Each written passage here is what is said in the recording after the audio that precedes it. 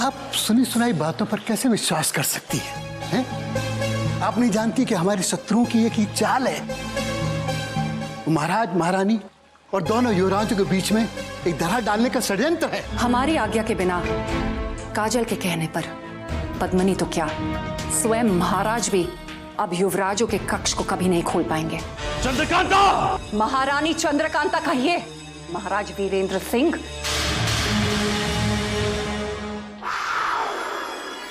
बस काजल, ये समझ लो कि दोनों तरफ आग बराबर लग चुकी है। तुम तो महाराज के दिल में जगह बनाने में कामयाब हो ही रही हो। मैंने भी महारानी के कक्ष में अपनी एक छोटी सी जगह बना ली है। अब जैसे जैसे हम उन दोनों के करीब होते जाएंगे, वो एक दूसरे से अलग होते जाएंगे। आपने मुझे मोहरा बनाकर सियासत की बिसात पर बिछा तो दिया है चुन्नीलाल, किंतु महाराज को मेरी वफादारी पर जरा भी संदेह हुआ तो पासे उल्टे भी पड़ सकते हैं। ये कभी नहीं हो सकता काजल, कभी नहीं हो सकता, क्योंकि मैंने जिसे मोहरा बनाया है वो एक बला की खूबसूरत औरत है। और इतिहास गवाह है, ये औरत ही हमेशा मर्द की कमजोरी रही है। तुम भी देखना, तुम्हारी खूबसूरती के आगे महाराज वीरेंद्र सिंह बिना लड़े ही अपने सारे हथियारों के साथ घुटने टेक देंगे। यदि आपको मेरी सुंदरता और मेरी योग्यता पर इतना अधिक विश्वास है चुन्नीलाल, तो मैं भी पीछे नहीं हटूंगी और महाराज को महारानी से अलग करने के लिए अपने प्राण तक न्यौछावर कर दूंगी। काजल रानी, जान देनी नहीं है, जान लेनी है। मारना हमें अपने दुश्मनों को, समझी? वो दोनों दिमाग से तो अलग हो ही चुके हैं, बस महारानी का चुनारगढ़ छोड़ना बाकी है। जैसे महारानी निकली, चुनारगढ़ के सिंहासन पे महाराज के साथ मैं तुम्हें बिठा दूंगा। क्या ये सच हो सकता है चुन्नीलाल?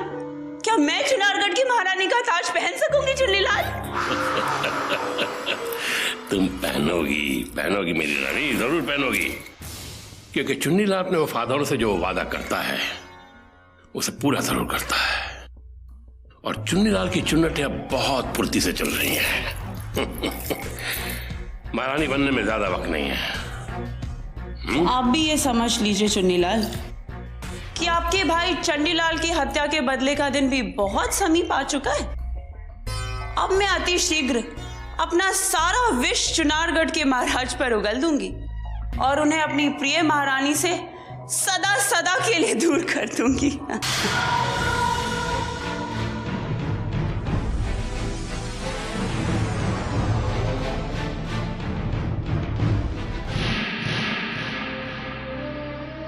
काजल ने तुमसे हमारे युवराजों का कक्ष मांगकर जो दुष्टता दिखाई, ये बात तुमने हमसे क्यों छुपाई? इसका तात्पर्य क्या ये समझें कि तुम भी हमसे बगावत पे उतर आई हो? नहीं महारानी जी, जिस दिन महाराज और आपके प्रति मेरे मन में बगावत का एक विचार भी उठा, उस दिन स्वयं मैं अपने जीवन का अंत कर दूंगी।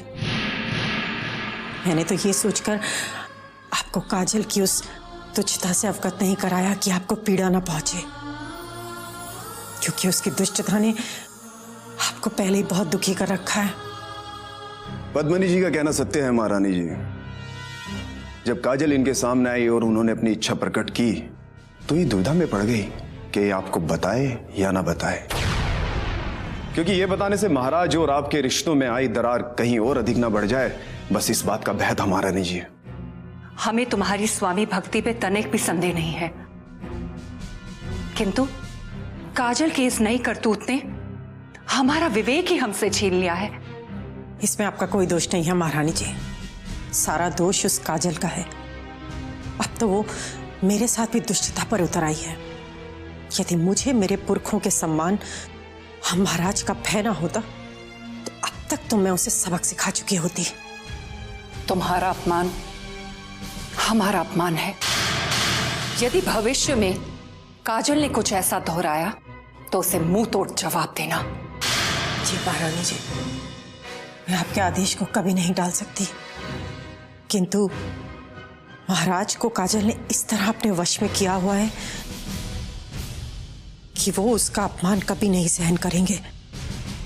और उसे अपमानित करने वाले को मृत्युदंड भी दे सकते हैं। हम तुम्हारी पीड़ा को समझ सकते हैं पद्मिनी, क्योंकि हम भी उसी पीड़ा से गुजर रहे हैं जिससे तुम। किंतु तुम तो अकेली हो, हमें तो एक मां, एक पत्नी और एक महारानी होने का कर्तव्य निभाते हुए इस पीड़ा को झेलना पड़ रहा है। मैं जानती हूँ महारानी जी,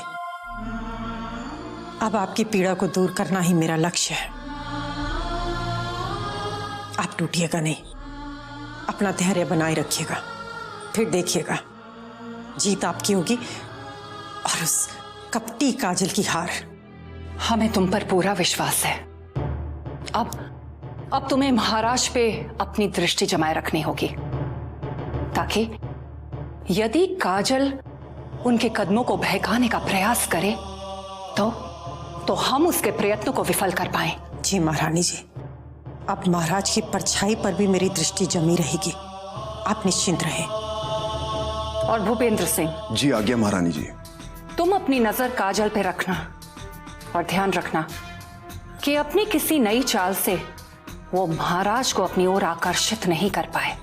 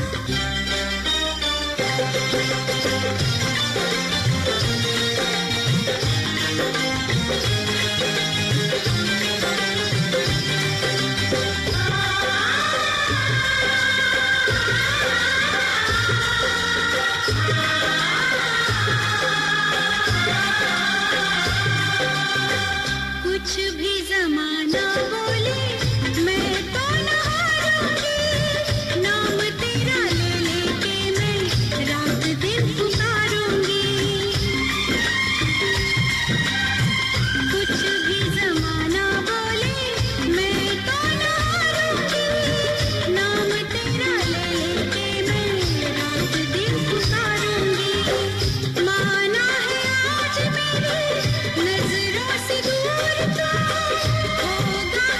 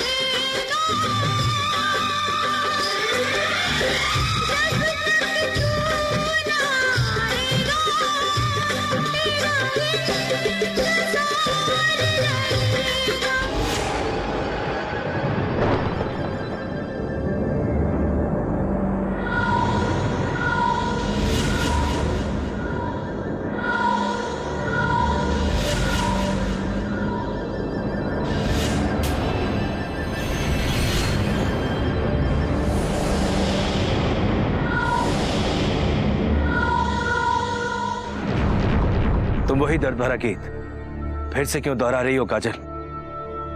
अब तो बिरजू भी तुम्हारी यादों से खत्म हो चुका है, दूर जा चुका है वो। फिर तुम ये गीत किसके लिए गा रही हो? किसी की याद में नहीं महाराज, मैं तो बस अपना अकेलापन दूर करने के लिए यूं ही।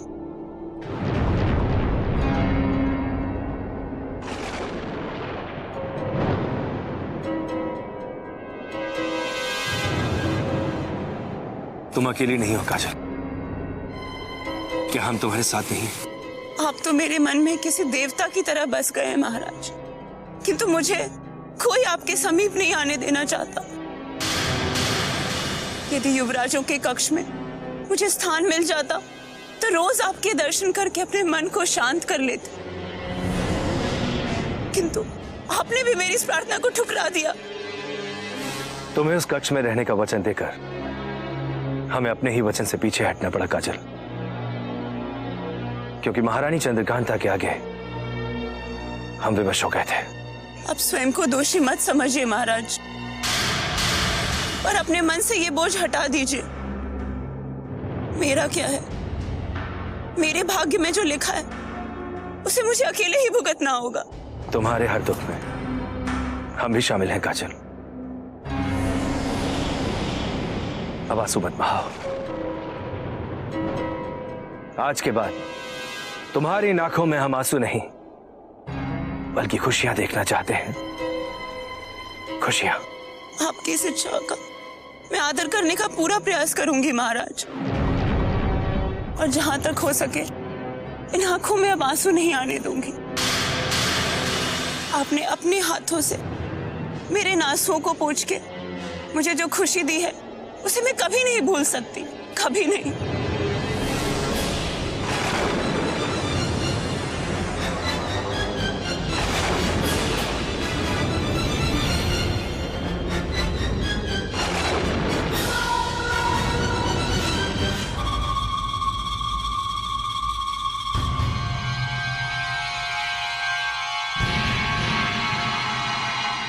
प्रणाम। कहाँ जा रही हैं आप? महारानी के कक्ष में? मैं कहीं भी जाऊं, इससे आपको क्या मतलब? जी बिल्कुल, मुझे कोई मतलब नहीं। सिर्फ इसलिए पूछा कि अगर आपने जो कुछ देखा अभी वो महारानी से बताने जा रही हैं तो जरा सोच लें, क्योंकि महाराजा और महारानी के रिश्ते में दरार तो पड़ चुकी है। कहीं ऐसा ना हो वो गहरी खाई में तब्दील हो जाए। तो क्या आपने भी वही देखा जो मैंने देखा है? जी, महाराज और काजल की इस अवस्था में देख के मेरे तो पैरों तले से जमीन खिसक गई थी, लेकिन मैंने कसम खा ली है कि मैं होठ नहीं खोलूंगा, क्योंकि मैं और महाराज और महारानी के रिश्ते को टूटता हुआ नहीं देख सकता। किंतु महाराज और महारानी के बीच दीवार भी आप ही ने खड़ी की है चुन्नीलाल जी। महाराज को छल कपट से अपनी तरफ झुकाने वाली वो काजल को लाने वाले आप ही थे। थोड़ी सी गलतफहमी आपकी। जी हाँ, ये भूल जरूर की कि मैं काजल को यहां लाया, क्योंकि मैं नहीं जानता कि भोली भाली काजल का ये भी रूप है। अगर मुझे पता होता मैं उसे यहां कभी नहीं लाता। आपका ये प्रायश्चित सत्य है या नहीं ये तो मैं नहीं जानती, या फिर कोई नई चाल? प्रायश्चित और केवल प्रायश्चित। उस काजल से मुझे नफरत है। मुझे नहीं पता था कि अपने फायदे के लिए वो ऐसी हरकतें भी कर सकती है। पता नहीं क्या जादू कर दिया महाराज पे उसने। सिर्फ उसी सुनते हैं आजकल, मेरी बात भी डालते हैं, काट देते हैं। तो अब आप क्या चाहते हैं चुन्नीलाल जी? जितनी जल्दी हो सके काजल को यहां से रफा दफा किया जाए, बाहर निकाला जाए। महाराज और महारानी के रिश्ते में दरार पड़ चुकी है, उसे भरना यही मेरा मकसद है। और आपसे एक विनती है, जो कुछ आपने देखा अपने तक सीमित रखिए। कि ऐसा ना हो महारानी महल छोड़ के चली जाए। चुन्नीलाल जी, मैं नहीं जानती थी कि आप महाराज और महारानी जी के प्रति इतने समर्पित हो गए हैं। यदि आपकी स्वामी भक्ति वापस जाग गई है और आप उनका हित चाहते हैं तो मेरे लिए बहुत खुशी की बात है। देखिए, मैंने महारानी का साथ देने का फैसला कर लिया है। उन्होंने मुझे माफ कर दिया है और अपने भक्तों में शामिल कर लिया है। यदि आपको यकीन ना हो तो आप महारानी से पूछ सकती हैं। यदि महारानी जी ने आपको क्षमा कर दिया चुन्नीलाल जी, तो उसने मुझे भी सोचने पर विवश कर दिया। घबराइए मत, जो मैंने देखा वो मैं महारानी जी को नहीं बताऊंगी। आप निश्चिंत रहिए। जी शुक्रिया, खुश हुआ मैं। चलता हूं।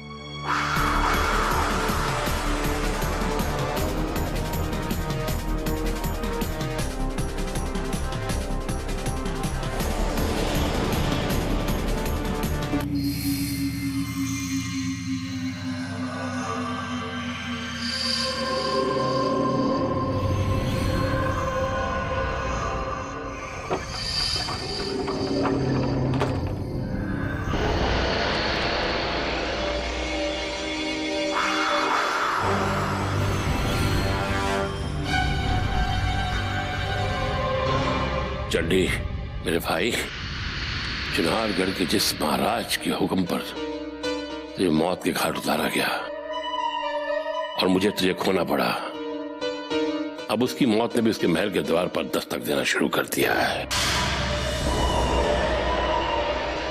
यकीन करो चंडी, महाराज वीरेंद्र सिंह, महारानी चंद्रकांता और उनके दोनों युवराजों का अंत करने के बाद मैं तुम्हारा अंतिम संस्कार करूंगा।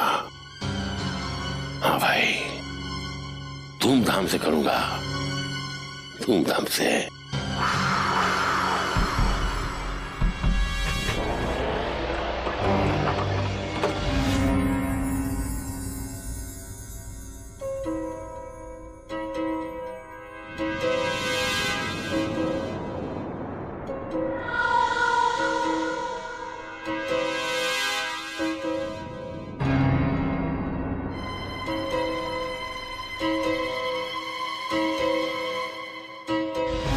काजल, ये आपने क्या किया महाराज?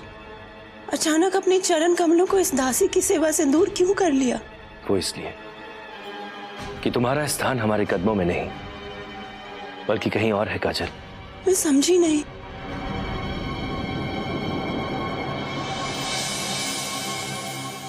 इसलिए कि तुम हमारे मन मंदिर में रहती हो काजल। अब हम तुम्हें अपने चरण छूने नहीं देंगे। मुझे इतना प्रेम और इतना सम्मान मत दीजिए महाराज, वरना खुशी से इस दासी के प्राण निकल जाएंगे। काजल, अब कभी स्वयं को दासी मत कहना। महाराज वीरेंद्र सिंह के दिल में बसने वाली देवी दासी कैसे हो सकती है? और आप में हमें महारानी की गरिमा दिखाई दे रही है। महाराज, कहीं हम स्वप्न तो नहीं देख रहे?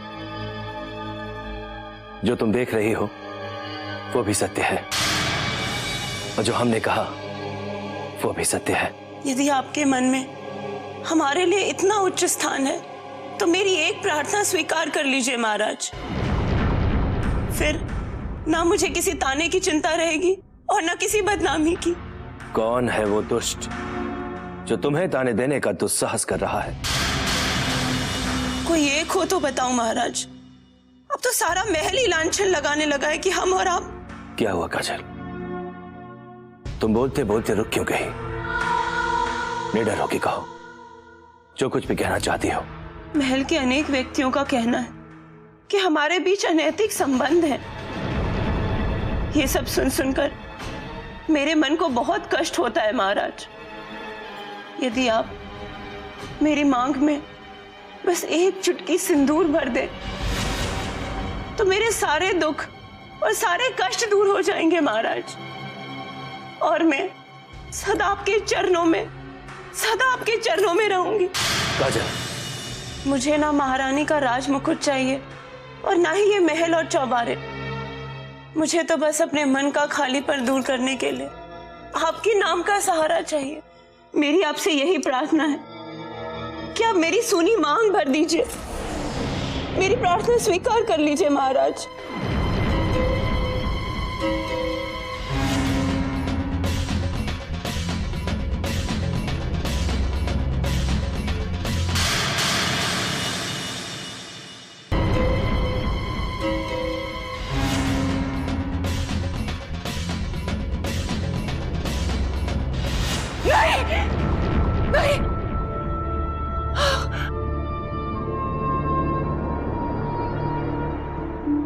जी, महारानी जी, क्या हुआ? आप ऐसे क्यों चीख रही थी? हमने एक अशुभ और बहुत अनिष्ट सपना देखा। सपना? ऐसा क्या देख लिया आपने सपने में जो आप इतनी परेशान हो गई? हमने उस दुष्ट काजल को महाराज के शयन कक्ष में देखा। वो महाराज के पांव दबा रही थी, उनकी सेवा कर रही थी।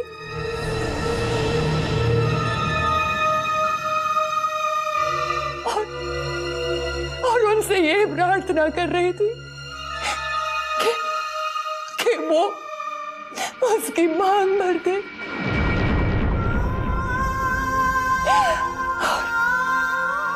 और महाराज ने उसे स्वीकृति भी दे दी।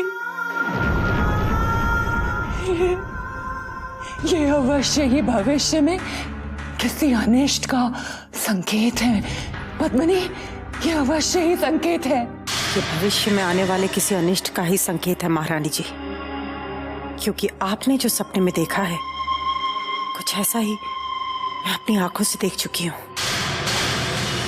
तुम किन विचारों में खो गई पद्मिनी? अरे तुम्हारी खामोशी हमें भयभीत कर रही है। तुम कुछ बोलती क्यों नहीं?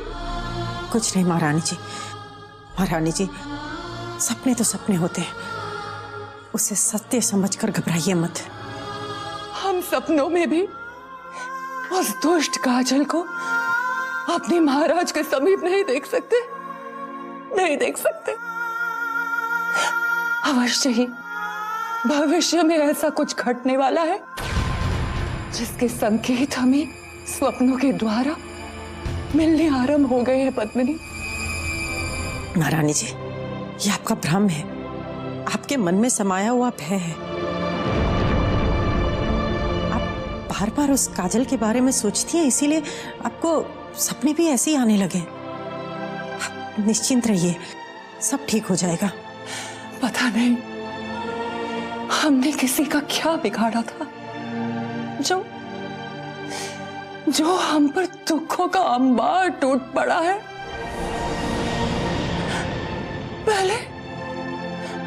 पहले हमने अपने पिताजी को खो दिया और फिर हमारे युवराजों से बिछड़ने का गम,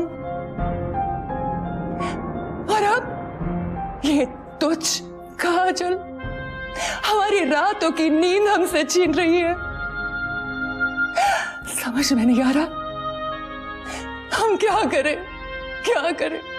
महारानी जी, आप शांत रह के अपने मन से भय को निकालकर दूर फेंक दीजिए, क्योंकि जिस काजल को चुन्नीलाल इस महल में लेकर आए हैं वो स्वयं ही उस काजल को इस महल से निकालने वाले हैं और उसके सबसे बड़े शत्रु बन चुके हैं। मुझे विश्वास है कि अति शीघ्र काजल को चुन्नीलाल इस महल से दूध में पड़ी किसी मक्खी की तरह बाहर निकाल फेंकेंगे। विश्वास कीजिए।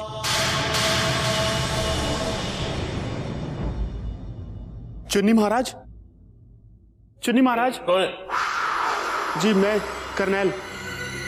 कर्नैल, इतनी रात में यहाँ क्या कर रहा है? जी काजल ने आपको शमशान बुलाया है। अगला आ गया, अमावस की रात को शमशान बुलाया, क्या हुआ है? जी काजल ने यह संदेशा भेजा है कि आज अमावस की काली रात है और इस अंधेरे में चुनारगढ़ के महल के उजाले को सदा के लिए निगला जा सकता है। यदि आप आज ना गए तो बहुत बड़ी हानि हो सकती है। काजल कहाँ है? जी वो तो चुपके से शमशान की ओर निकल चुकी है। क्या? पहुंच गई है?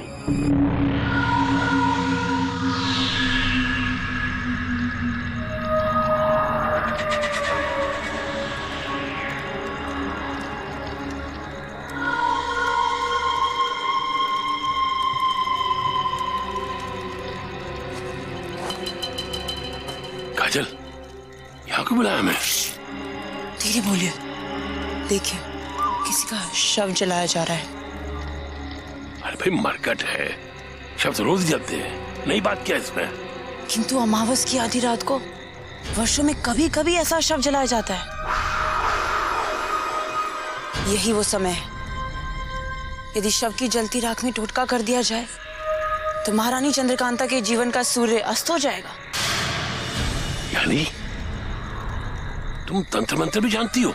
नहीं, किंतु शत्रु को समाप्त करने का ये अचूक टोटका मेरे खानदान में सभी जानते हैं, जो मेरे पुरखों की निशानी है। कब तक रुक रहा यहाँ? जब तक ये शव जलकर राख ना हो जाए।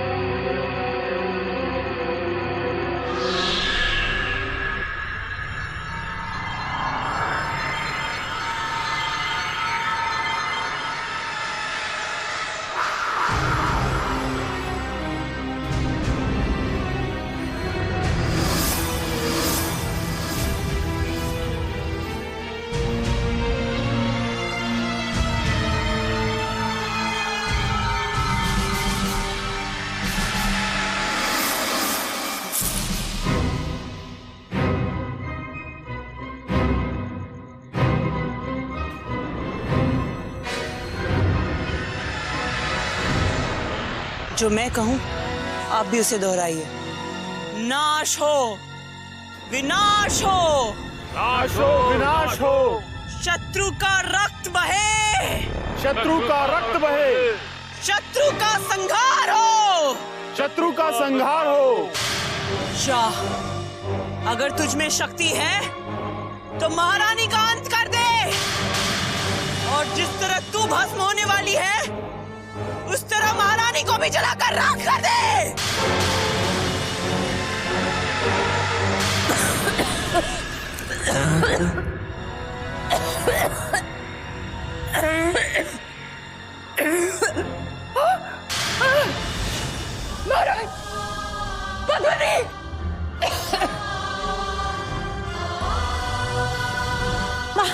महारानी जी, महारानी जी आपको क्या हो गया? महारानी जी,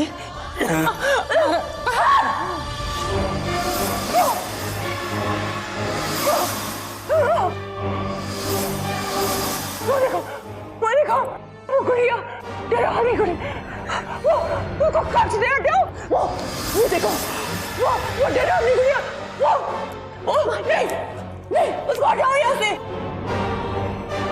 कैसी गुड़िया? और कहाँ है कोई डरावनी गुड़िया? हमें कच दे हटाओ। महारानी जी कुछ नहीं है वहाँ।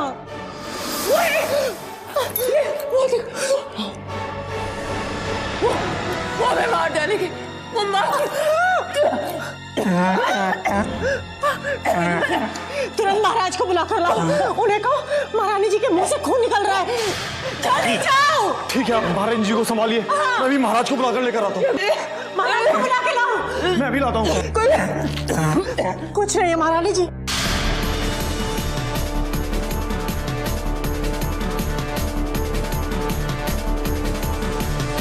महाराज, महाराज उठिए महाराज।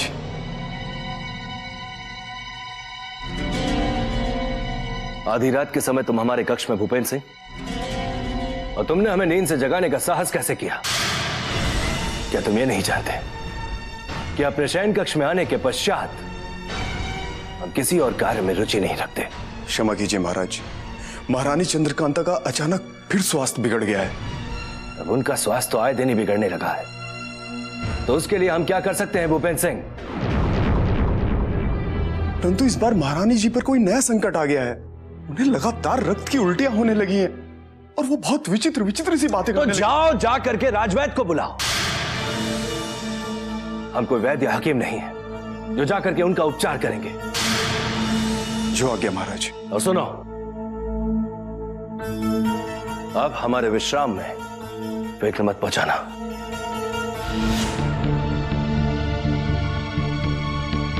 हमें तंग करने और बेसहारा काजल को महल से निकालने के लिए अवश्य ही महारानी चंद्रकांता ढोंग पर उतर आई हैं, परंतु हम उनके त्रिया चरित्र में नहीं फंसेंगे, नहीं फंसेंगे।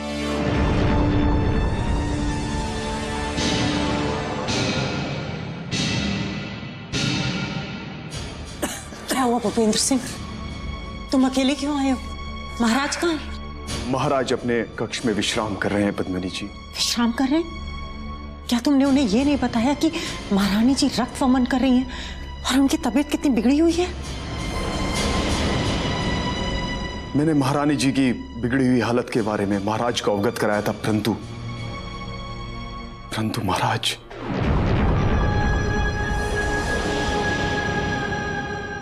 परंतु महाराज ने क्या? तुम चुप क्यों भूपेंद्र सिंह? महाराज ने क्या उत्तर दिया? महाराज ने कहा कि महारानी के उपचार के लिए उनकी नहीं बल्कि किसी वैद्य की आवश्यकता है। ये तुम क्या कह रहे हो?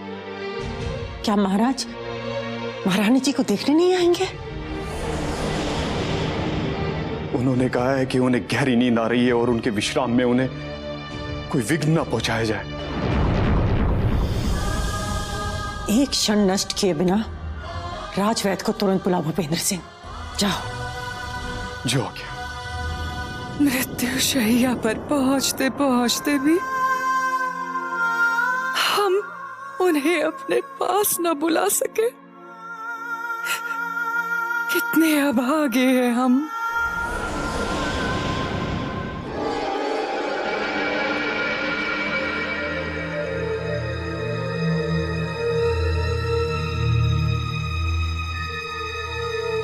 भूपेंद्र, इतनी रात के कहां भागे जा रहे हो? खैरियत तो है? आप हमारे मार्ग से हट जाइए चुन्नीलाल जी, हमें बहुत आवश्यक कार्य के लिए जाना है। अरे भाई, ऐसा भी कौन सा जरूरी कार्य है जो हमें नहीं बता सकते? महल में कोई संकट तो नहीं आना? नहीं, ऐसा कुछ भी नहीं हुआ है। मुझे महल के किसी गुप्त कार्य से बाहर जाना है। अब आप मेरे मार्ग से हट जाइए। मुझे तो लगता है अवश्य शत्रु ने अचानक युद्ध छेड़ दिया है, तभी इतने घबराए हुए हैं चुन्नी महाराज। नहीं, ऐसा कुछ भी नहीं हुआ है। मुझे महल के किसी गुप्त कार्य से बाहर जाना है। अब आप मेरे मार्ग से हट जाइए। जाओ भाई, हमने कहा तुम्हारा मार्ग रोका है।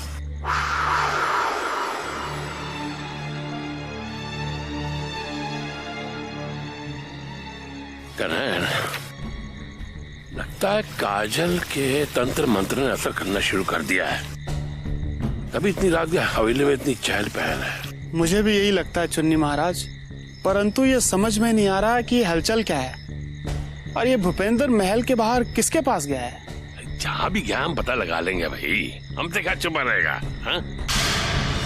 लेकिन भाई, तुम बधाई के पात्र हो जो काजल ऐसी कमाल की चीज से हमारी मुलाकात करवाई। क्या दिमाग पाया है, क्या चतुराई है उसमें। वाह। तुम्हें ढेर सारे इनाम देंगे हम। जी महाराज, बस इन कदमों में आपके जूतों की तरह मेरा स्थान बना रहे। फिर देखिए, मैं काजल के साथ मिलके चुनारगढ़ के इस महल की तरह विजयगढ़ के महल को भी अभिशप्त कर दूंगा। महाराज, महारानी और उसके पश्चात युवराजों का जीवन भी संकट में डाल देंगे चुन्नी महाराज।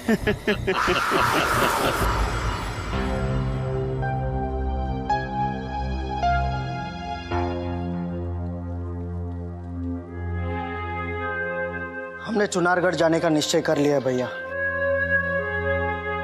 क्योंकि बार बार हमारा मन शंकित हो रहा है कि अवश्य माता श्री के साथ कोई दुर्घटना होने वाली है। तुम्हें जाना है तो जाओ, हम कहीं नहीं जाने वाले। आश्चर्य है कि आपको उस माँ की चिंता नहीं जो अपने पुत्रों की चिंता करते करते मौत के मुंह में जाते जाते बची है। आप इतने निष्ठुर कैसे हो सकते हैं भैया? चुनारगढ़ की महारानी हमारी मां नहीं है। वो जिए या मरे इस बात से हमें कोई मतलब नहीं। भैया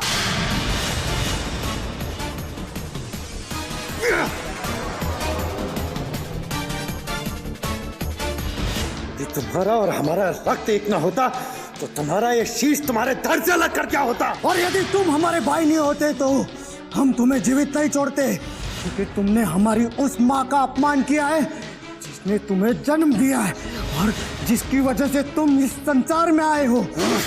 आज तो हमें तुम्हें अपना भाई कहते हुए भी शर्म आती है। तो चले जाओ चुनारगढ़ के महाराज और महारानी के पास और अपना मुख हमें दोबारा कभी मत दिखाना। अब हमें तुरंत दोनों भाइयों के बीच भड़की साग पर थोड़ा सा पानी डाल देना चाहिए। यदि चुनारगढ़ का कोई भी कुल दीपक हमारी आंखों के सामने बुझ गया तो दंड हमें भी भुगतना पड़ सकता है। युवराज, क्या कर रहे हैं आप दोनों? ये क्या अनर्थ करने जा रहे हैं आप? हैं? युवराज इंद्रजीत ने हमारी माता श्री का अपमान किया है मानसिंह जी। समझा दीजिए इन्हें, समझा दीजिए। यदि इन्होंने फिर से ये गलती दोहराई तो कुछ भी अनर्थ हो सकता है। आनंद! युवराज, अपने आप को संभालिए। आप बड़े हैं, इस तरह छोटे भाई पर क्रोधित होना आपको शोभा नहीं देता। तो समझा लीजिए इसे कि हमारे मार्ग में आने की कोई आवश्यकता नहीं है। ना ही हमारे कोई माता पिता है और ना ही हमारा कोई भाई। जी लेंगे हम अपनी जिंदगी जिस तरह हमने अकेले जी है हमेशा। पता नहीं हमसे क्या भूल हो गई जो दोनों भाइयों को इस तरह आपस में लड़ते देखने का नरक हमें भुगतना पड़ रहा। हम थक गए युवराज, हम थक गए और हमसे विजयगढ़ की बागडोर नहीं संभाली जाती। हमें बेहोश होकर महाराज वीरेंद्र सिंह को बताना पड़ेगा कि उनके दोनों युवराज एक दूसरे के शत्रु बन गए। शत्रु बन गए।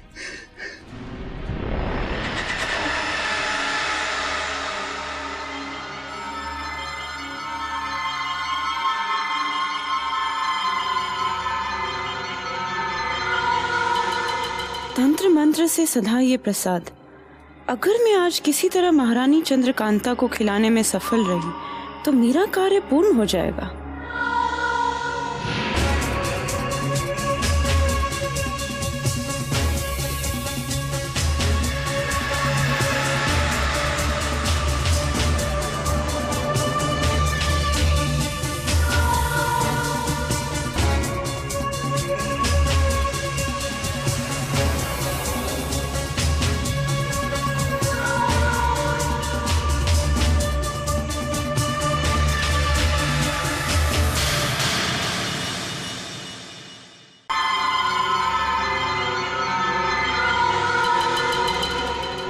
तंत्र मंत्र से सधा ये प्रसाद, अगर मैं आज किसी तरह महारानी चंद्रकांता को खिलाने में सफल रही तो मेरा कार्य पूर्ण हो जाएगा।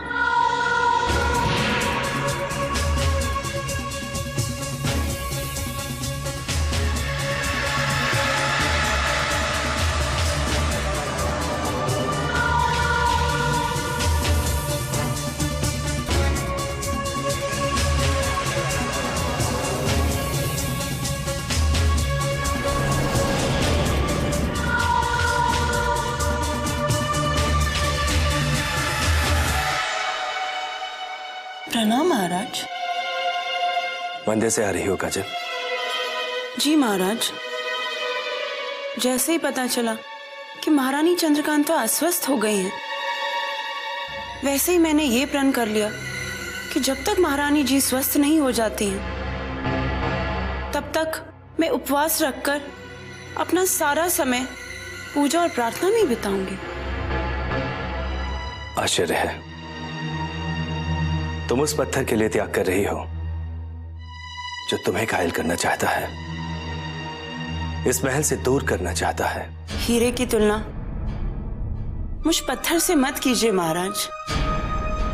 महारानी जी चाहे मुझे कितना भी दुत्कारे, मुझसे कितनी भी नफरत करे, किंतु मैंने तो सदा उन्हें अपनी बड़ी बहन ही माना है। महान हो तुम, जो ईश्वर ने तुम्हें इतनी करुणा, इतनी सहन शक्ति दी है। काजल, आज हमने तुम्हारा नया रूप देखा है। तुम कोई साधारण स्त्री नहीं हो, देवी हो तुम, एक चलती फिरती देवी। ये आपकी महानता है महाराज, जो आपने मुझे इतना सम्मान दिया, किंतु तुरंत चुनारगढ़ की वास्तविक देवी रानी चंद्रकांता से अगर मेरी मिलने की इच्छा पूरी हो जाए तो मैं अपने आप को बहुत सौभाग्यशाली समझूंगी महाराज। क्या करोगी? क्या करोगी तुम मिलकर महारानी से? देखना चाहती हूँ कि महारानी जी का स्वास्थ्य अब कैसा है, और ये प्रसाद मैं महारानी जी को देना चाहती हूँ, ताकि इसे ग्रहण करके उनका स्वास्थ्य अति शीघ्र ठीक हो जाए। काजल, यदि तुम्हारी यही इच्छा है तो हम तुम्हारी इस इच्छा का सम्मान करते हैं। आपकी अनुमति ने हमें जो खुशी दी है उसे हम कभी नहीं भूलेंगे महाराज, और हमें विश्वास है कि ये प्रसाद ग्रहण करते ही महारानी चंद्रकांता के समस्त कष्ट तुरंत दूर हो जाएंगे।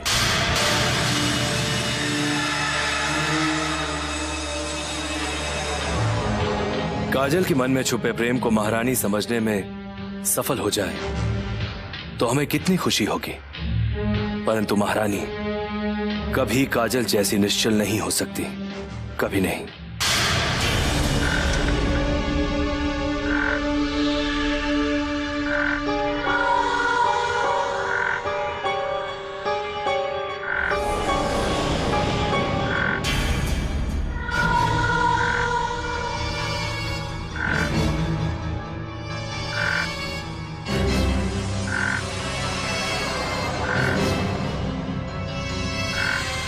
प्रणाम महारानी। तुम बिना अनुमति के तुमने यहां आने का साहस भी कैसे किया? क्या मंदिर में प्रवेश करने के लिए किसी की अनुमति की आवश्यकता होती है महारानी? ये कोई मंदिर नहीं, ये महारानी चंद्रकांता का कक्ष है, जो तुम अपनी पूजा की थाली उठा के यहाँ चली आई। निस्संदेह ये आपका कक्ष है महारानी, किंतु मेरी दृष्टि में ये वो पवित्र मंदिर है जिसमें चंद्रकांता नाम की एक देवी रहती है।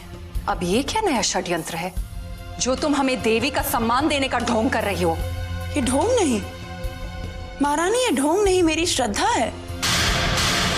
अपनी बड़ी बहन रानी चंद्रकांता के लिए वो सम्मान है जो मेरे मन में समाया है। मत कहो बहन अपनी हमें, क्योंकि एक जहरीली नागिन का रिश्ता केवल जहर से होता है, जो तुम अभी भी उगल रही हो। महल में तुम्हारे अभिशप्त पांव पड़ने से पहले हर कोने में खुशियां कह कह लगाती थी, किंतु अब हर कोना बन गया है गवाह केवल हमारी दुख भरी सिसकियों का। सब तुम्हारी वजह से। ये तो मेरा दुर्भाग्य है महारानी कि मैं आपका मन जीत नहीं पाई, किंतु ये सत्य है कि मैंने हमेशा आपका हित चाहा है और हमेशा ही चाहूंगी। और मैं आपके लिए ये प्रसाद लाई थी, इसे ग्रहण कर लीजिए। ये मैंने आपकी लंबी आयु की कामना के लिए भगवान को चढ़ाया था। नहीं चाहिए हमें लंबी आयु, और नहीं चाहिए तुम्हारे पवित्र हाथों से चढ़ाया हुआ ये भगवान को प्रसाद।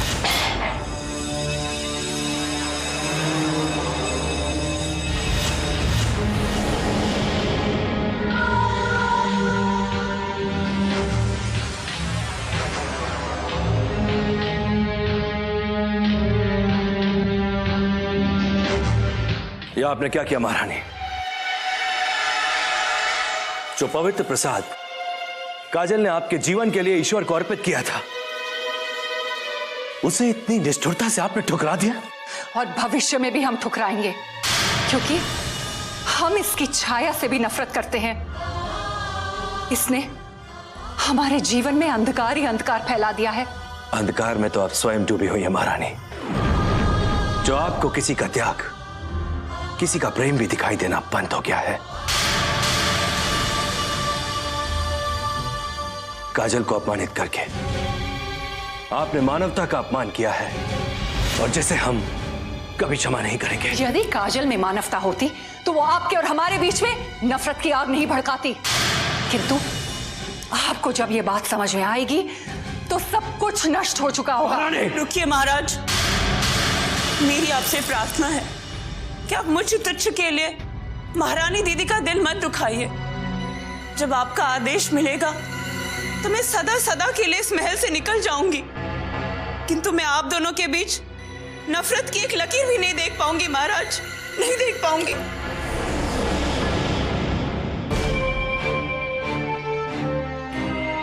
बस अब हम और सहन नहीं करेंगे।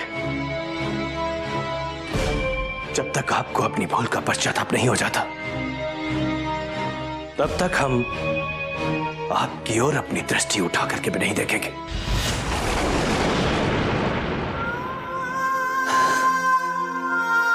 ये नियति नहीं तो और क्या है। जिन आंखों में कभी हम रहते थे, अब उनमें काजल बस गई है।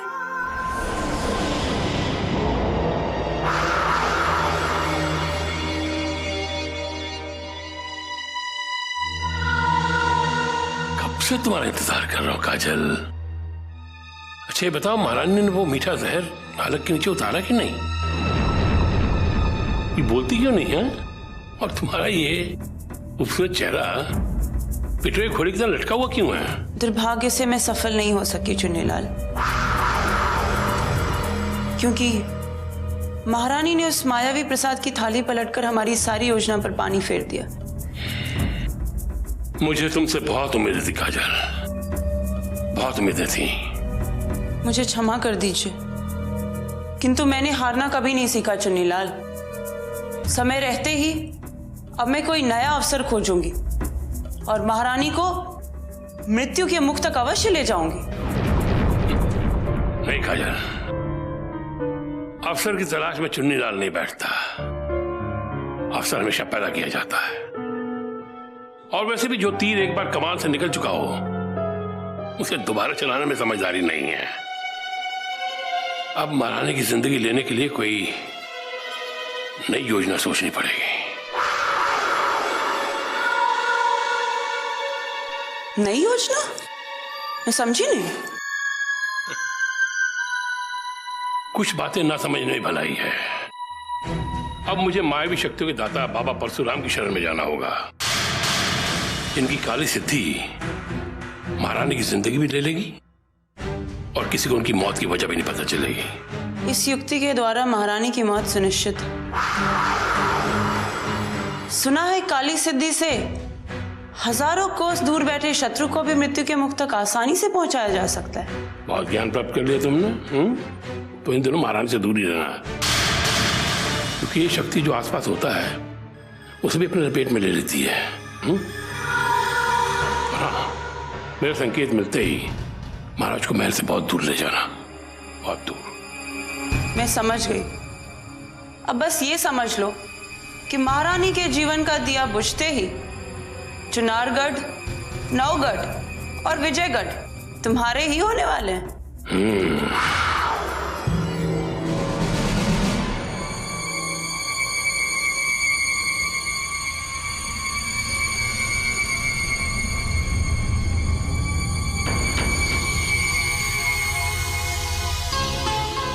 आज मानसिंह जी इतनी दुविधा में क्यों दिखाई दे रहे हैं?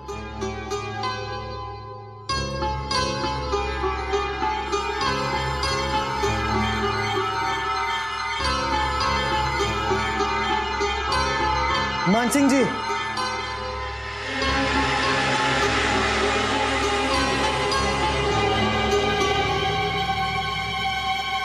क्या बात है, आप इतने घबराए हुए क्यों लग रहे हैं? ऐसी तो कोई बात नहीं युवराज। आप चाहकर भी हमसे कुछ छुपा नहीं सकते मान सिंह जी। अरे बचपन से ही आपने हमें पाला है और बड़ा किया है। बताइए क्या कष्ट है आपको? वो ऐश्वर्या। ऐश्वर्या? क्या हुआ ऐश्वर्या को? पता नहीं बिना बताए कहाँ चली गई। हम उसी को ढूंढ रहे थे। इतनी सी बात के लिए आपको इतनी चिंता करने की क्या आवश्यकता आन पड़ी? वो कोई अबोध नहीं है, कहीं गई होगी, आ जाएगी। नहीं, आज से पूर्व वो बिना बताए कहीं जाती नहीं है, इसलिए हमें ना चाहते हुए भी चिंता हो रही थी। अच्छा युवराज, मैं चलता हूँ। अवश्य कोई राज है जो मानसिंह जी हमसे छिपा रहे हैं। कहीं बड़े भैया ने फिर से शिवगढ़ जाने का निर्णय तो नहीं ले लिया, या फिर चुनारगढ़ से कोई अशुभ समाचार तो नहीं आ गए? देखते हैं मानसिंह जी कहाँ चले जा रहे हैं। हाँ, देखते हैं।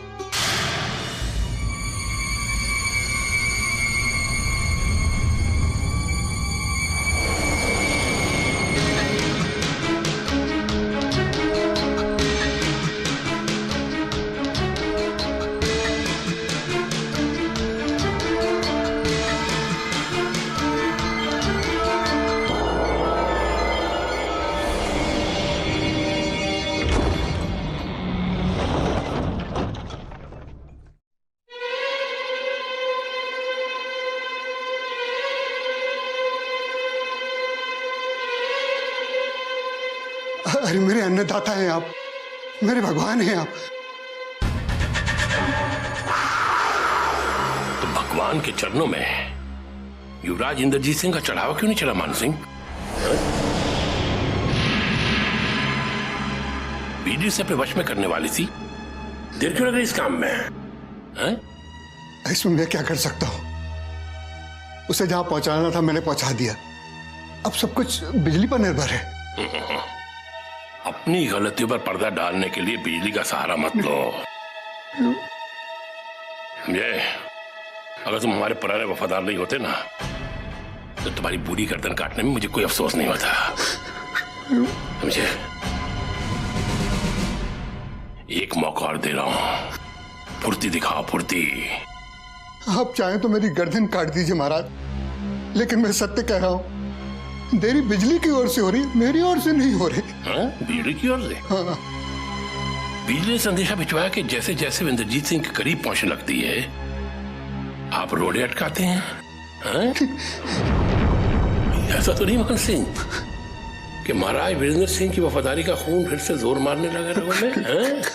याद रखिए, अगर ऐसा हुआ ना, इतने टुकड़े करवा के पिकवाऊंगा कि लोग पहचान नहीं सकेंगे कि ये इंसान है या कोई जानवर। सुनिए महाराज, जिस वीरेंद्र सिंह का सर्वनाश करने के लिए मैंने आपको देवता माना है, उसकी वफादारी मैं तो क्या, अरे मरने के बाद मेरा शव भी नहीं करेगा। जरूर बिजली को कोई भ्रम हुआ है, बस जो अपना दोस्त मेरे ऊपर मर रही है प्रभु। बस पुराना छोड़ो और नया सुनो। 30वीं अमावस से पहले पहले इंद्रजीत सिंह वश में होना चाहिए, ताकि हम बगावत का ब्यूगल बजा सके। समझे? और दोबारा अगर यहाँ आना पड़ा ना, तो चुनारगढ़ से तुम्हारे लिए कफन लेके आऊंगा। क्या लेके आऊंगा? याद रखना।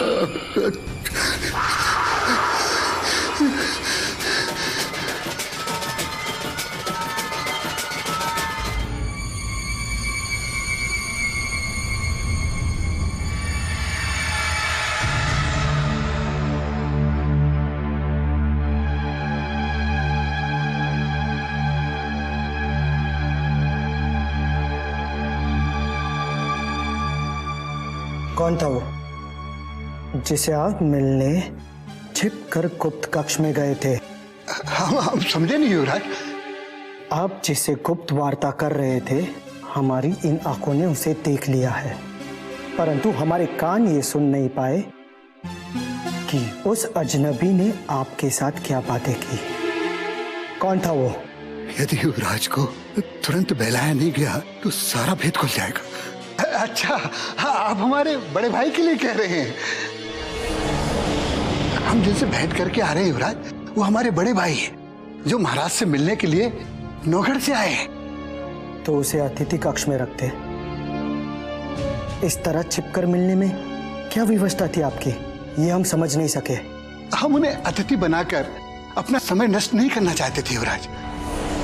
वैसे भी हम कई कार्यों में फंसे हुए हैं। आप स्वयं का नहीं, बल्कि किसी को फंसाने की गुप्त योजना बना रहे हैं, और ये हमें आज आभास हो चुका है मानसिंह जी, क्योंकि आप बार बार झूठ पर झूठ बोले जा रहे हैं और झूठी कहानी गढ़ रहे हैं। कैसी कहानी? अपने बड़े भाई की कहानी। वो अपरिचित डरावना आपका भाई नहीं हो सकता, क्योंकि यदि वो आपका बड़ा भाई होता तो वो आपके गर्दन पर यूं खंजर नहीं रखता और ना ही आपको इतना अपमानित करता। आप अवश्य ही हमसे कुछ छुपा रहे हैं, किंतु हम इसका पता अति शीघ्र लगा लेंगे। हाँ।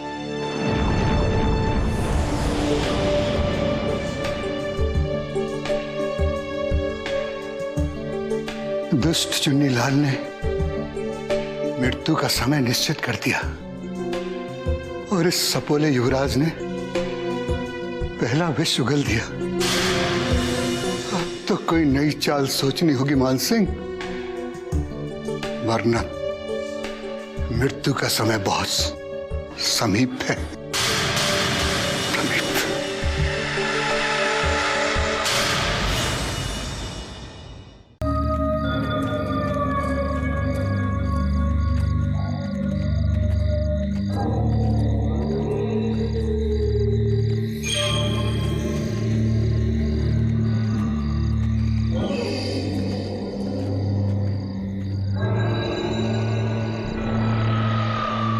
दूर दूर तक राजकुमारी तो क्या, उनके पश्चिम भी दिखाई नहीं दे रहे। सैनिकों, अवश्य राजकुमारी किसी अन्य दिशा की ओर निकल गई।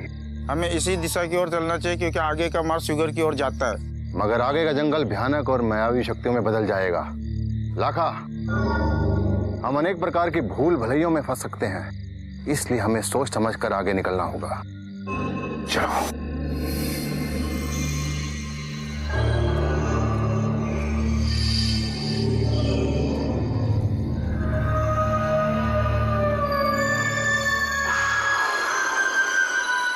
हुजूर, वो देखिए चुन्नीलाल जी जा रहे।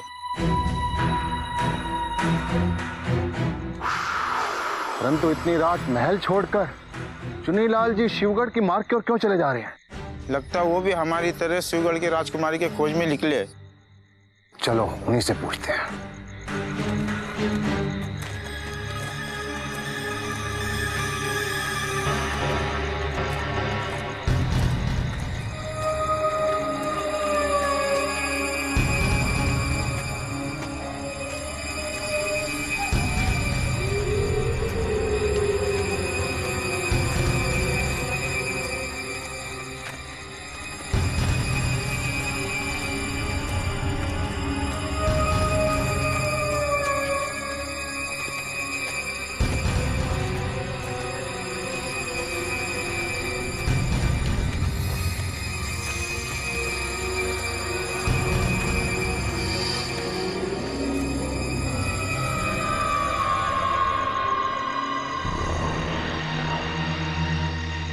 देखते ही देखते चुन्नीलाल जी अचानक कहां लुप्त हो गए।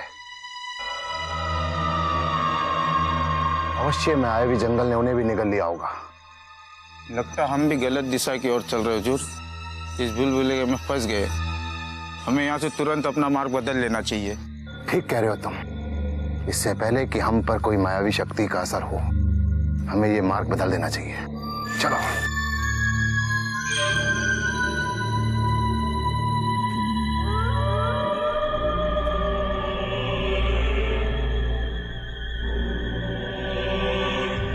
ये चुनारगढ़ के दुश्मन जरूर शहजादी आलिया को ढूंढने निकले हैं। अगर शहजादी आलिया इनके हाथ लग गई तो मैं अपने आका को क्या मुंह दिखाऊंगा। इससे पहले कि शहजादी आलिया इनके हाथ लगे, मुझे क्रूर सिंह को ढूंढना होगा। न जाने क्रूर सिंह ने शहजादी आलिया को कहां छुपा कर रखा है।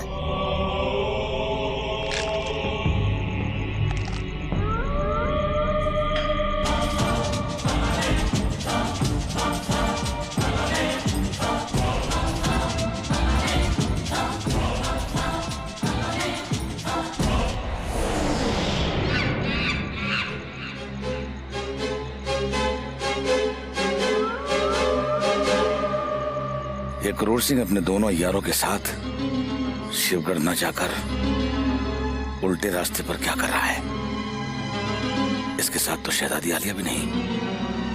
चंगेज, लगता है कोई बहुत बड़ी साजिश है। हुजूर, राजकुमारी किशोरी अब हमारे कब्जे में है। हमें चंगेज खान को उन्हें वापस नहीं करना चाहिए, कहीं दूर और ले जाकर छुपा देना चाहिए। और कितनी दूर निकलेंगे नाजिम? क्या दुश्मन की सरहद पर कदम रखना चाहते हो? अहमद ठीक कह रहा है नाजिम। राजकुमारी किशोरी को हमने जहाँ छुपा दिया है उससे आगे बढ़ना ठीक नहीं है। मगर हुजूर, चंगेज खान कभी भी यहाँ आकर राजकुमारी को हमसे छीन सकता है, और ये एक बार अगर राजकुमारी उस दरिंदे के हाथ लग गई फिर तो हमारे हाथ कुछ भी नहीं आएगा। हमारे हुजूर के हाथों से राजकुमारी का छीनना बड़ा मुश्किल है। क्या तुम नहीं जानते नाजिम, हमारी हुजूर की ताकत के सामने उस चंगेज की क्या औकात है? बात तो तुम बिल्कुल ठीक कह रहे हो अहमद, परंतु इस समय महायोद्धा क्रूर सिंह के पास लड़ाई झगड़े के लिए समय नहीं है। इसलिए कोई ऐसी युक्ति निकालो कि सांप भी मर जाए और लाठी भी ना टूटे। अरे मिल गई हुजूर, वो तरकीब मिल गई। जैसे ही हमारा चंगेज खान से सामना होगा हम धोखे से मार डालेंगे और राजकुमारी को लेकर महाराज के पास पहुंच जाएंगे। इस तरकीब में बहुत ही दम है हुजूर, बहुत ही दम है। जिस तरह हमने तारा सिंह को मौत के घाट उतार दिया था, वैसे ही हम अचानक चंगेज खान पर हमला करके उसे भी मौत के घाट उतार देंगे, क्योंकि सारे शिवगढ़ में चंगेज खान ही हमारा सबसे बड़ा कांटा है। नहीं नहीं नहीं नहीं, ना ना ना, तारा सिंह और चंगेज खान में बहुत बड़ा अंतर है अहमद नाजिम। अंतर? वो इसलिए कि तारा सिंह शत्रुराज का एक अय्यार था और चंगेज खान सोमनाथ का वफादार गुलाम है। यदि हमारा भेद खुल गया तो सोमनाथ हमारा सबसे बड़ा शत्रु बन जाएगा। इसीलिए बल से नहीं, छल से काम लेना होगा और चंगेज खान को मूर्ख बनाकर राजकुमारी किशोरी को किसी भी प्रकार अपने कब्जे में रखना होगा, समझे? वो कैसे हुजूर? बहुत ही सरल है। यदि चंगेज खान से इस जंगल में हमारी भेंट हो जाती है तो हम उसे ये कहकर मूर्ख बना देंगे कि राजकुमारी किशोरी हमें धोखा देकर कहीं भाग गई। अब बताओ कैसी योजना है हमारी? मान गए ना? देखा हम कितने बुद्धिमान हैं। अब तुम दोनों यहीं रुककर चंगेज खान पर अपनी दृष्टि जमाए रखो। हम ये देख कर आते हैं कि राजकुमारी किशोरी को हमने जहाँ छुपाया है वहाँ उसे किसी प्रकार का कोई कष्ट तो नहीं? नहीं, जाइए। हम चलते हैं।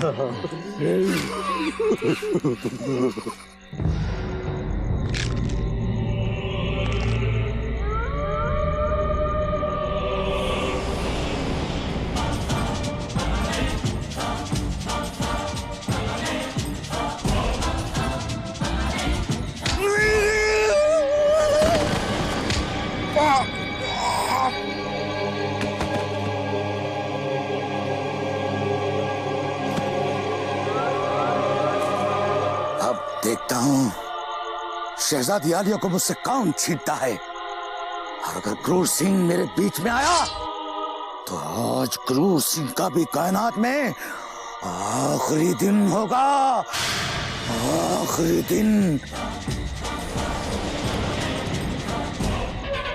छोड़ो हमें, चलो छोड़ दो हमें, हम कहते हैं छोड़ दो हमें। छोड़ दें?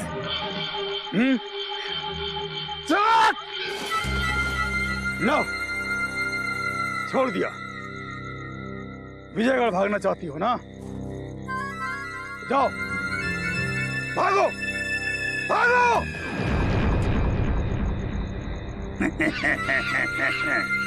किस सोच में पड़ गई राजकुमारी किशोरी?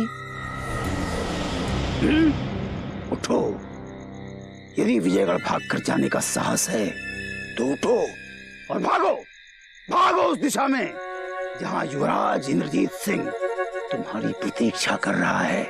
उठो।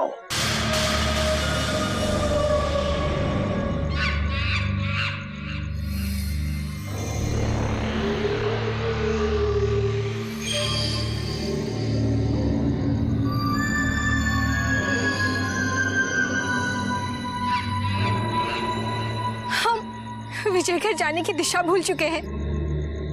क्या तुम हमें बताओ कि विजयघर का मार्ग?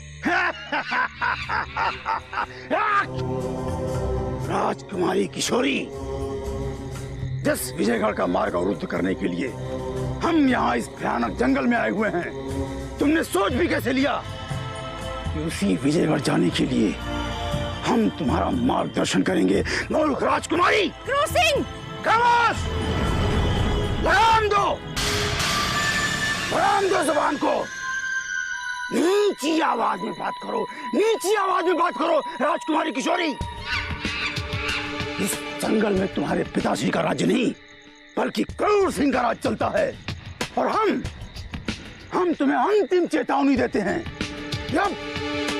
यदि तुम्हारे इन कोमल अथरों से हमारे लिए एक भी अपमान सूचक शब्द निकला तो हम तुम्हें अपनी क्रूरता झेलने पर मजबूर कर देंगे।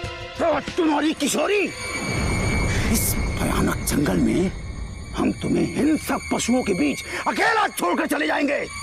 इसका परिणाम ये निकलेगा कि तुम्हारे पिताश्री को तुम्हारा शव भी प्राप्त नहीं होगा, ना ही तुम्हारी मृत्यु का कोई संकेत। समझी? हमें मृत्यु स्वीकार है, पर तुम्हारा साथ नहीं। समझे क्रूर सिंह? तुम्हारी किशोरी इतनी सरलता से कहां जा रही है? हाँ? जो कोहिनूर हीरा हमें इतनी कठिनाई से प्राप्त हुआ है, इतनी कठिनाई से हमारे हाथ आया है, तुमने ये कैसे सोच लिया कि हम उसे इतनी सरलता से जाने देंगे? हाँ? राजकुमारी किशोरी, ध्यान देकर हमारी बात सुनो। तुम्हारा गंतव्य विजयगढ़ नहीं, बल्कि शिवगढ़ है। शिवगढ़, समझी तुम? बार बार महारानी का चुन्नीलाल और काजल पर शक करना उनका संदेह है या फिर कोई अशुभ संकेत? समझ में नहीं आ रहा है हम क्या करें। क्या सत्य है और क्या झूठ, इसका निर्णय हम कर नहीं पा रहे हैं।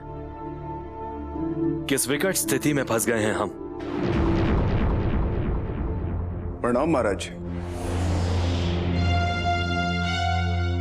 आओ भूपेंद्र सिंह, क्या नया संदेशा लाए हो? गुप्तचरों से सूचना मिली है कि कल आधी रात में चुन्नीलाल जी उत्तरी जंगलों में देखे गए हैं। चुन्नीलाल जंगलों में? हमसे आज्ञा लिए बिना चुन्नीलाल महल छोड़कर जंगलों में कैसे जा सकते हैं भूपेंद्र सिंह? अवश्य ही गुप्तचरों को कोई भ्रम हुआ है। ये भ्रम नहीं, सत्य है महाराज। हमारे गुप्तचरों ने चुन्नीलाल जी का जंगल में होने का प्रमाण भी दिया है। यदि प्रमाण मिल गया है तो हमें आश्चर्य है कि आखिर ऐसा कौन सा कार्य पड़ गया जो बिना हमारी अनुमति के महल छोड़कर उन्हें वहां जाना पड़ा। ये तो कर्नल सिंह या फिर काजल ही बता सकते हैं महाराज, क्योंकि जंगलों में जाने से पहले चुन्नीलाल जी उन्हें अवश्य कुछ ना कुछ तो बता कर गए होंगे। ठीक है, हम उन दोनों से भी पूछताछ करेंगे और माखन सिंह को गुप्तचरों के द्वारा संदेश भेजकर चुन्नीलाल के बारे में जानकारी हासिल करने का भी आदेश दे देंगे। माखन सिंह ने भी चुन्नीलाल जी को जंगलों में देखा है, परंतु जब उन्होंने उन्हें रोकने का प्रयास किया तो वो देखते ही देखते कहीं जंगलों में लुप्त हो गए। कुछ न कुछ रहस्य अवश्य है भूपेंद्र सिंह।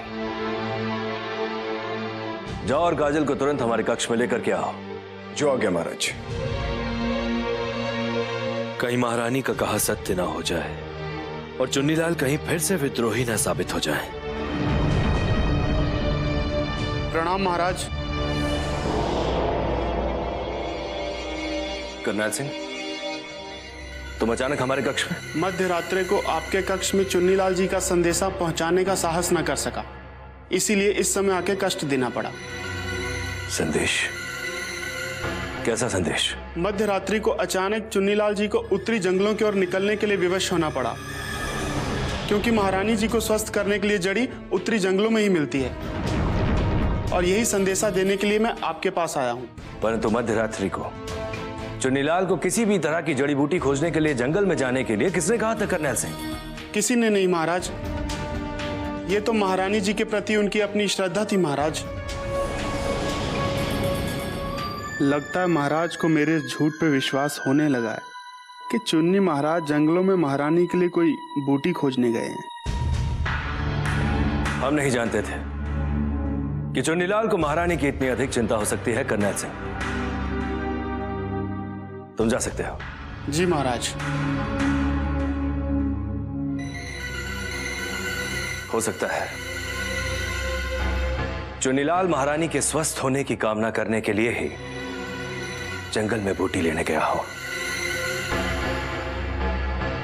हमें उन पर व्यर्थ ही संदेह नहीं करना चाहिए। प्रणाम महाराज।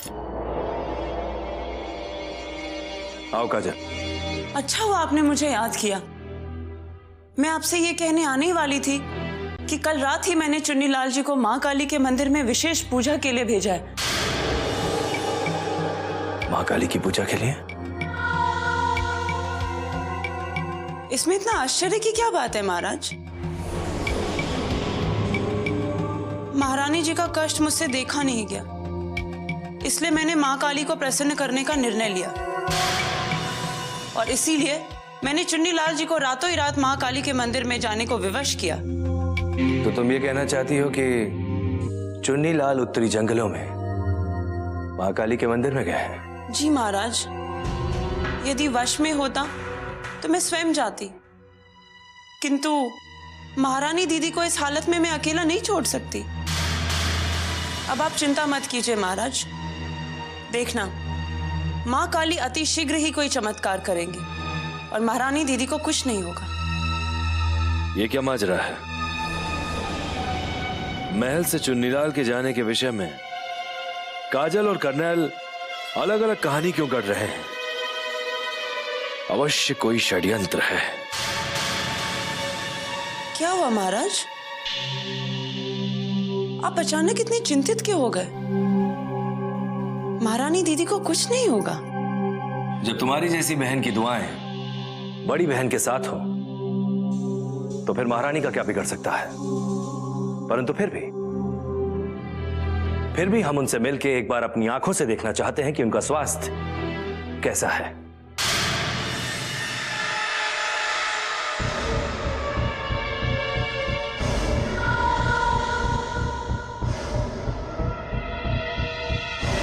पता नहीं मुझे ऐसा क्यों लग रहा है कि महाराज को मुझ पर कोई संदेह हो गया है। अब हम नहीं बचेंगे। एक विचित्र सी घबराहट हो रही है। अब हम नहीं बचेंगे। नहीं महारानी जी, सब ठीक हो जाएगा। वैद्य जी का कहना है कि आपको कोई गंभीर रोग नहीं है। अरे वैद्य कुछ नहीं जानते। जिस पीड़ा से हम गुजर रहे हैं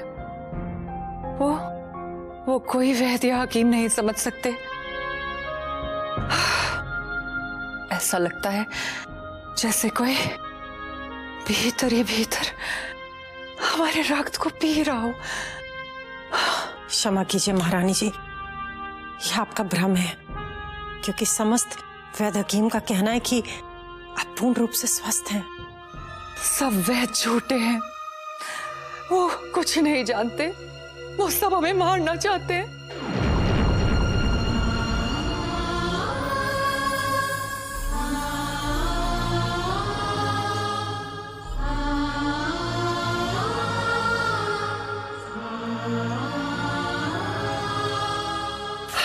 महारानी जी, सब ठीक हो जाएगा। महारानी,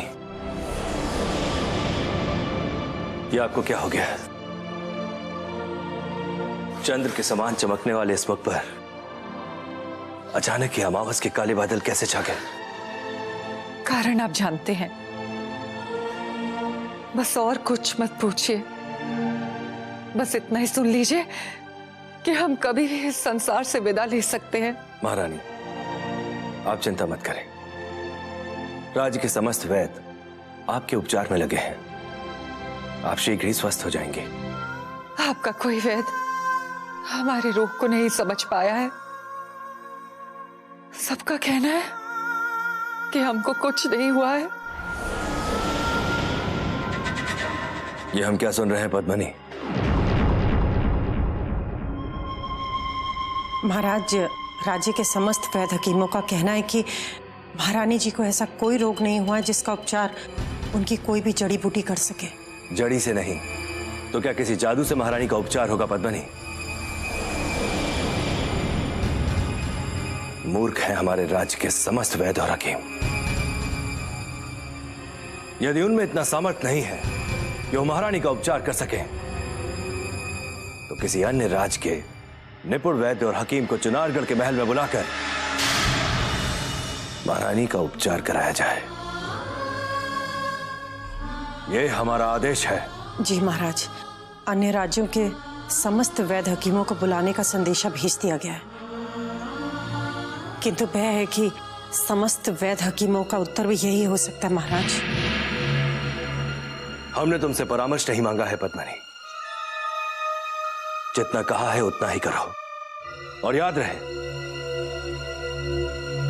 सब कुछ सहन कर सकते हैं हम, परंतु महारानी चंद्रकांता के स्वास्थ्य के साथ खिलवाड़ नहीं। यदि दुष्ट काजल को इस महल से धक्के मारकर निकाल दिया जाए तो महारानी बिना किसी उपचार के ही स्वस्थ